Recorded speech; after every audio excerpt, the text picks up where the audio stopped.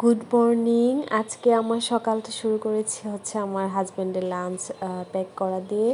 তো I think যাদের husband office going তাদের সবারই সকালটা এইভাবেই শুরু হয়, যে হাজব্যান্ডের লাঞ্চটা আগে এনশিওর করা, তারপর সেই জন্য সকালবেলা খাবারটা বাসা থেকে খেয়ে যেতে পারে। এটাই আমার মনে হয় আদর্শ স্ত্রীদের কাজ, এবং এটা উচিতও, তাদের খাবার দাবারটা খেয়াল রাখা এটা আমাদের দায়িত্ব।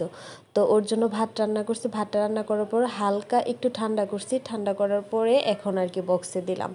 একদম গরম গরমটা দেই নাই, একটু ঠান্ডা করছি ফ্যানের নিচে রেখে। আর হচ্ছে যে শুটকি ভর্তা করছি, এখন শুটকি ভর্তাটাও দিয়ে দিলাম, আর সাথে একটু লেবু, 2টা কাঁচামরিচ দিলাম।